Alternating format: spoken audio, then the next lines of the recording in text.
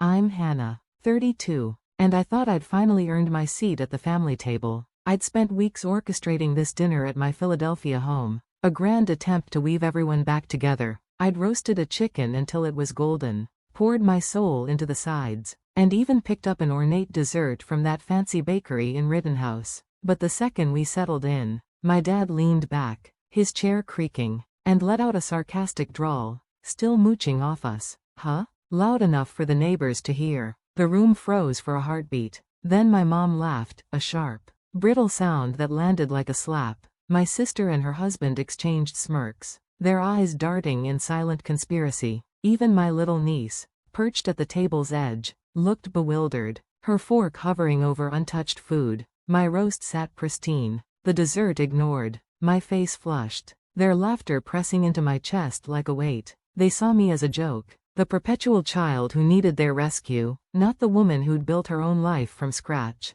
I didn't argue, I didn't raise my voice, I just scraped my chair back, the sound cutting through their chuckles, grabbed my coat, and walked out, their voices fading behind me. But that night, something shifted. I wasn't going to let that stand. What could I do to force them to see I wasn't the one leaning on them? Before we go on, let me know what time it is and where you're watching from. I read every comment, and it genuinely means the world to know how far my story travels. Don't blink. You won't believe what happens next.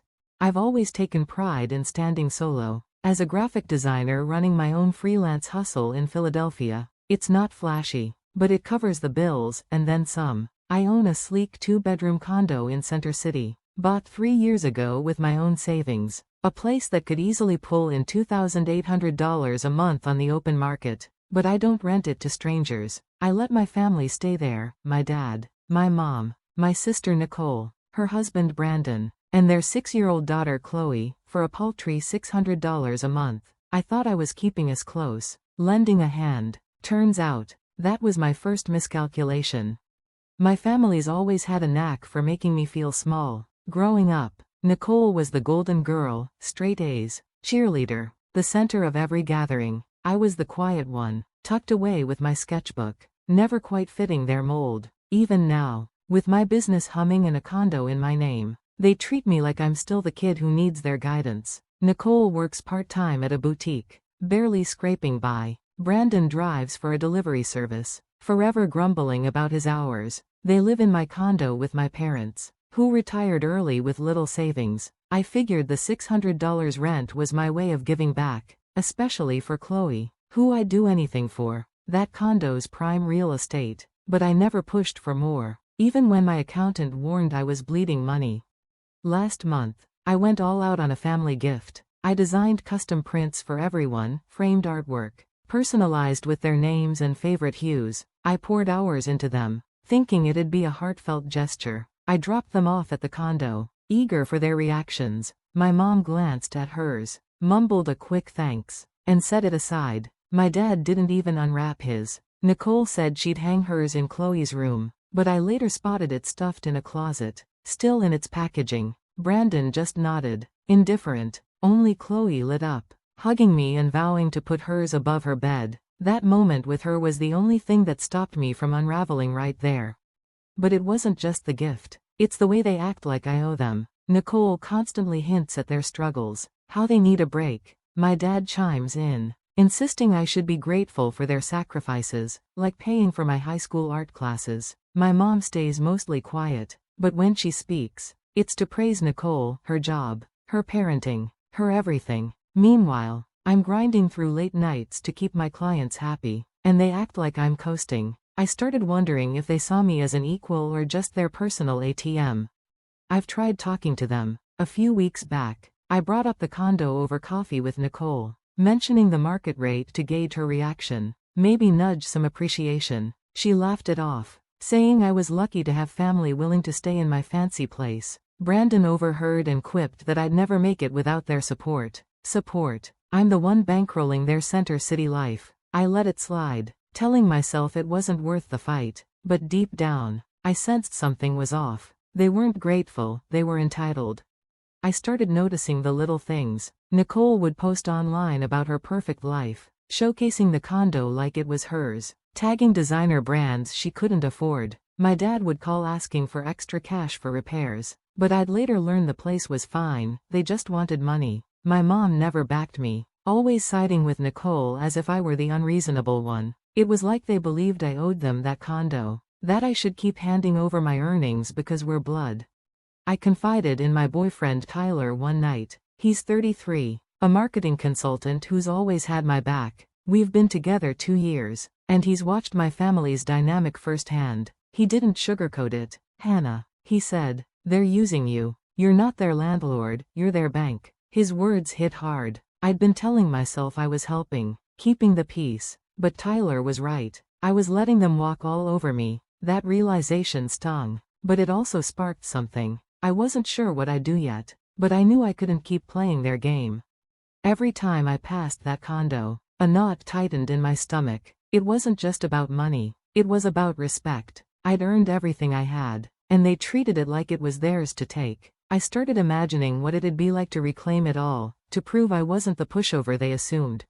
A few days later, as I was questioning their entitlement, I got a call from Tara, a mutual friend who works with Nicole at the boutique. We weren't close, but she'd always been cordial. Hannah, you need to know this, she said, her voice strained. She'd accidentally glimpsed a group chat on Nicole's phone while closing up shop. Nicole had messaged friends, bragging about playing me. Hannah's such a pushover. We're living in her Center City condo for just $600 a month, a steal for a place worth nearly $3,000. She's too naive to charge more. We've got this in the bag. Tara forwarded a screenshot, and my stomach lurched. The words stared back, cold, smug. My own sister, laughing at how she was exploiting me. Tara apologized, saying she didn't mean to stir trouble, but I needed to know. I thanked her, voice steady, but inside I was reeling.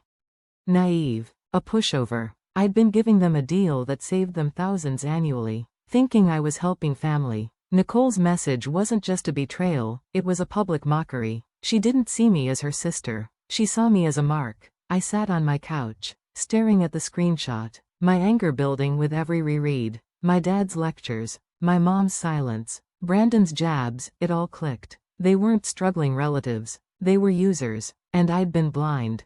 I pulled up the condo's financials that night. Market rent in Center City was $2,800 a month, over 4 times what they paid. I'd been covering taxes, maintenance, even utilities, all because I thought it was right. But Nicole's words, "We've got this in the bag," changed everything. I wasn't their safety net, I was their cash cow. I decided then, no more. They'd pay market rate, or they'd find somewhere else. I wasn't letting them play me any longer.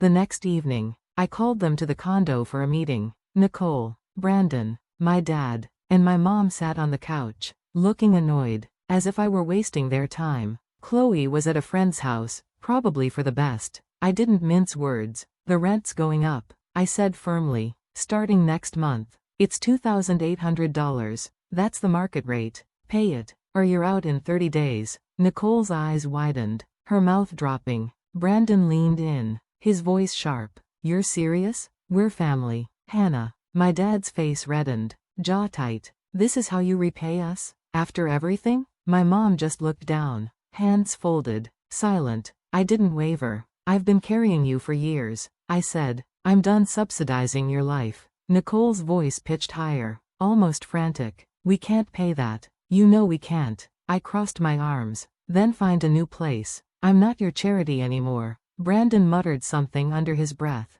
eyes narrowing. My dad stood, pointing at me. You're ungrateful. We gave you everything. I met his gaze, pulse racing but resolve solid. You taught me hard work. Now I'm using it. The texts flooded in that night. Nicole sent a novel-length message accusing me of tearing the family apart, choosing money over love. Brandon called me selfish, vowing I'd regret it. My mom sent one line, "Think about your niece." That one stung, but I saw it for what it was, a guilt trip. Chloe wasn't the problem, her parents were. I didn't reply. I was done justifying myself.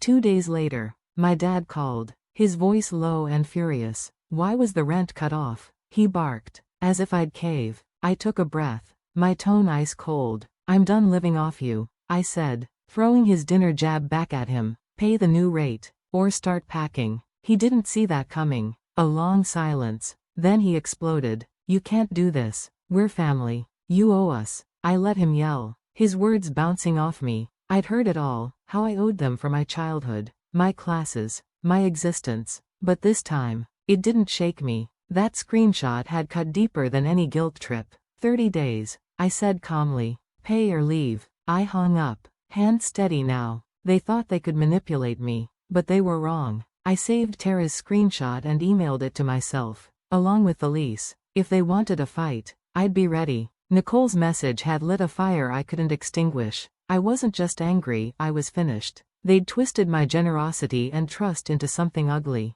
I knew they'd push back harder, but I wasn't the pushover they thought. I spent the next morning reviewing my financials, ensuring every detail was locked down. If they didn't pay, I'd move forward with eviction. The line was drawn, and I was holding firm. The dust hadn't settled from my showdown with my dad when things took a nastier turn. The next morning, my phone buzzed with notifications. Nicole had posted on Instagram a photo of my condo's kitchen. My kitchen, with a caption that hit like a blow. My sisters turned into a greedy landlord, raising our rent to $2,800 just to squeeze us dry. So ungrateful. The post went public, racking up likes from her friends and distant cousins I barely knew. Comments piled on. "That's heartless. Family doesn't do that. What a money grubber." I scrolled, chest tightening. Nicole had twisted the story, hiding how I'd let them live there for $600 a month for years, saving them thousands. I didn't bite. Arguing online would only feed her narrative. Instead, I screenshotted the post and every comment, filing them away. That evening, my phone buzzed with a text from a blocked number. "Push this further, and your condo won't stay so perfect." My pulse spiked. No name. But I immediately thought of Brandon, his temper, his sneer during our meeting. I stared at the message, anger mixing with unease. This wasn't a tantrum. They were trying to bully me. I called Tyler, who was wrapping up downtown. I read him the text, my voice steady despite the knot in my stomach. "They're lashing out because you stood up," he said calmly. "Don't let them rattle you. You're doing what's fair." We talked, and he urged me to keep records, everything, from the post to the text to the lease. "They're playing dirty," he said. "Stay ahead." Tyler's support anchored me. He'd seen their guilt trips firsthand, how they made me feel like I owed them. He offered to come over the next evening to plan my next move, and I felt stronger knowing he was with me.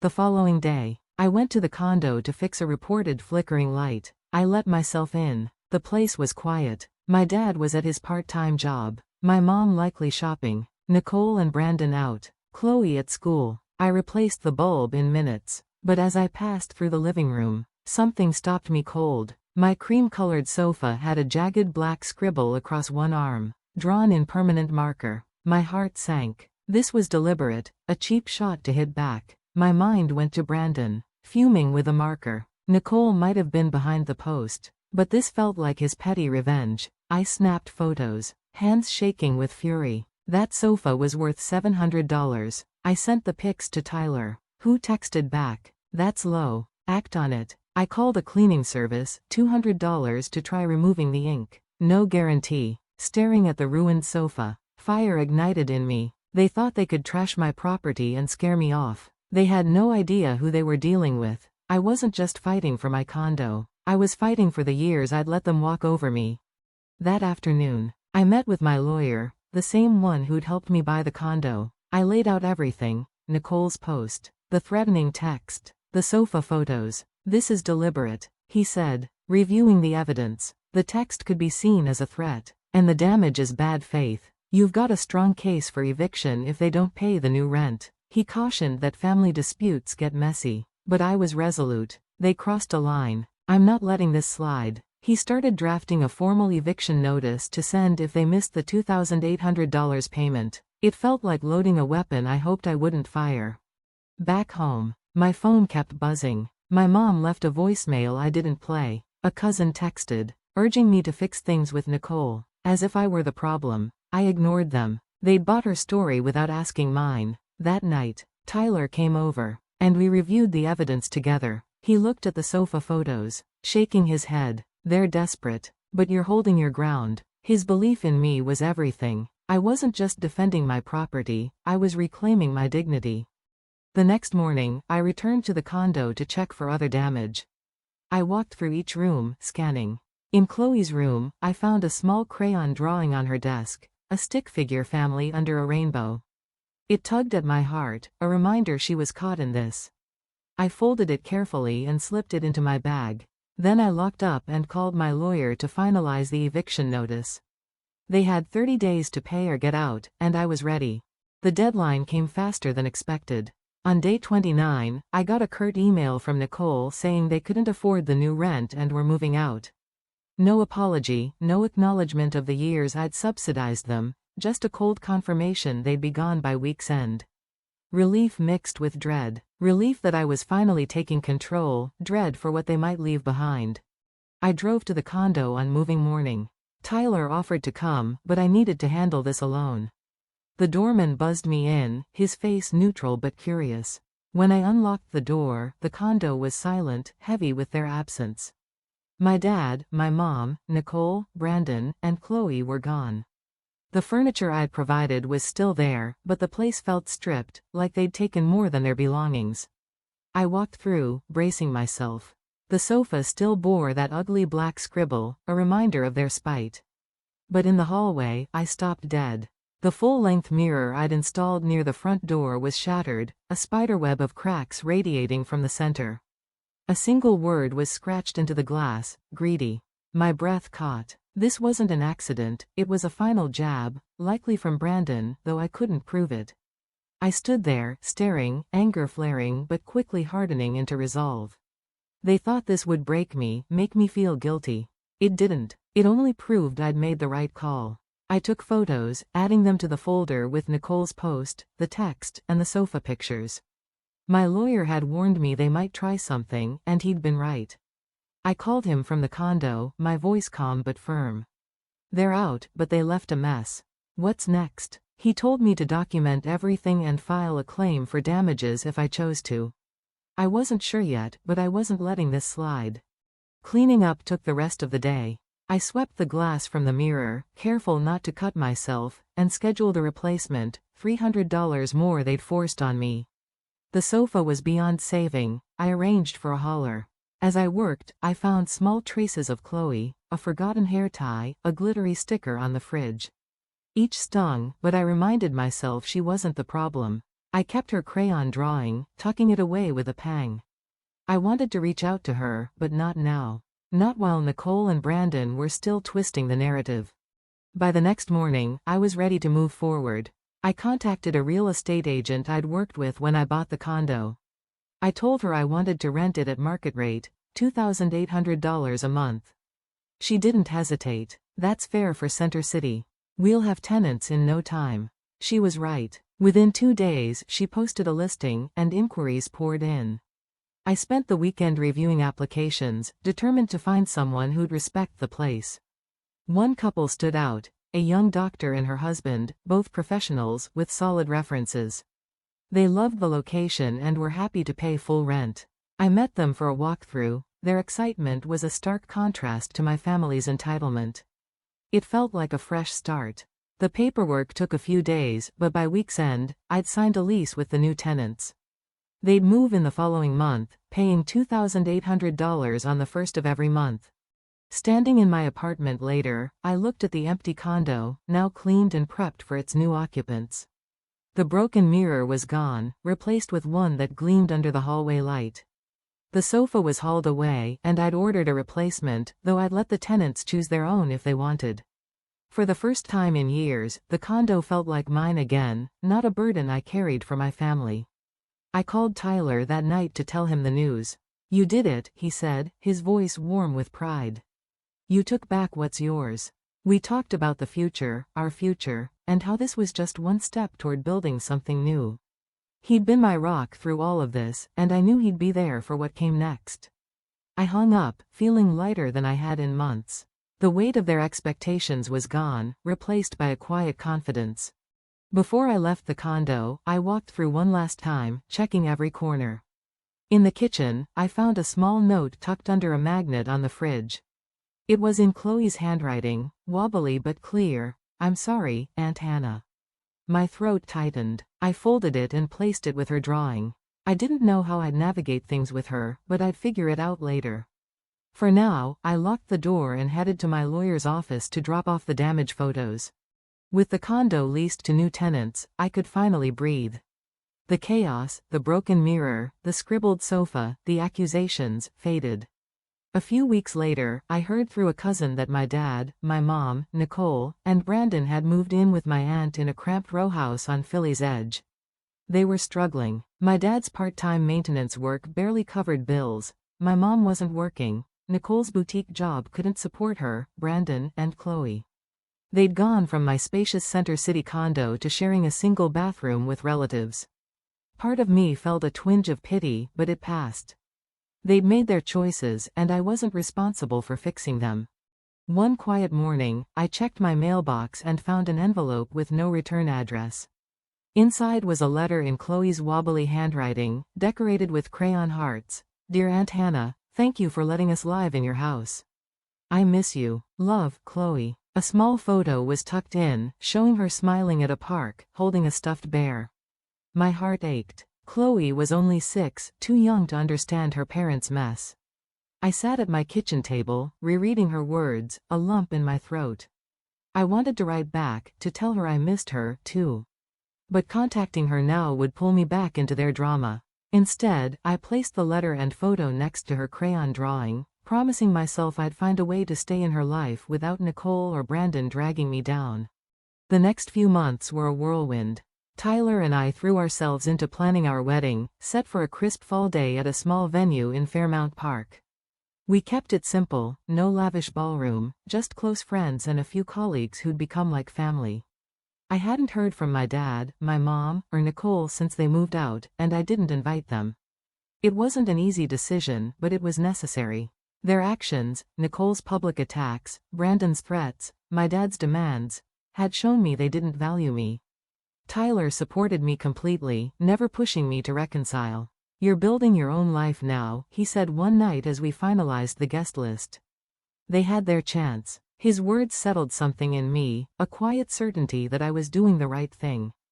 The wedding day arrived with a clear sky and a cool breeze. I walked down the aisle in a simple white dress, my hand in Tyler's, my heart steady. My best friend Sarah stood as my maid of honor, beaming as she adjusted my veil. The ceremony was short but heartfelt, with vows we'd written ourselves. Hannah, you're my home, Tyler said, his voice cracking just enough to make me tear up. I promised to stand by him, to build a life rooted in trust and respect. As we exchanged rings, I felt a weight lift, not just from the past year, but from years of carrying my family's expectations. The reception was a blur of laughter, music, and dancing under string lights. Sarah gave a toast, joking about my knack for sketching through stress, and our friends cheered. For the first time in a long time, I felt surrounded by people who saw me for me. After the wedding, Tyler and I took a weekend honeymoon in the Poconos, just the two of us in a quiet cabin. We talked about everything, our plans, our dreams, the life we wanted. I told him about Chloe's letter, and he suggested we could reach out to her when things settled, maybe through her school to avoid her parents. It was a small spark of hope, a way to keep her in my life without reopening old wounds. Back in Philly, I checked on the condo. The new tenants, the doctor and her husband, were settling in, paying $2,800 each month without complaint. They'd even sent me a thank you note for the new mirror, saying it brightened the hallway. It was a small thing, but it felt like proof I'd made the right choice. Cutting off my family wasn't something I'd planned, but it was what I needed. My dad's lectures, my mom's silence, Nicole's entitlement, Brandon's vindictiveness, they'd pushed me to a breaking point. Letting them go wasn't about anger. It was about choosing myself. I'd spent years trying to please them, thinking that's what family did. But family isn't about taking advantage or tearing each other down. It's about respect, about showing up for each other. Tyler, Sarah, even Chloe in her own way, they were my family now, the ones who valued me. I framed Chloe's letter and hung it in my office, a reminder of what mattered. As I sat at my desk, sketching a new design for a client, I glanced at it and smiled. Life wasn't perfect, but it was mine. I'd drawn a line, and I wasn't crossing it again. That night, Tyler and I cooked dinner together, laughing over a burnt attempt at lasagna. It was messy, imperfect, And exactly what I wanted.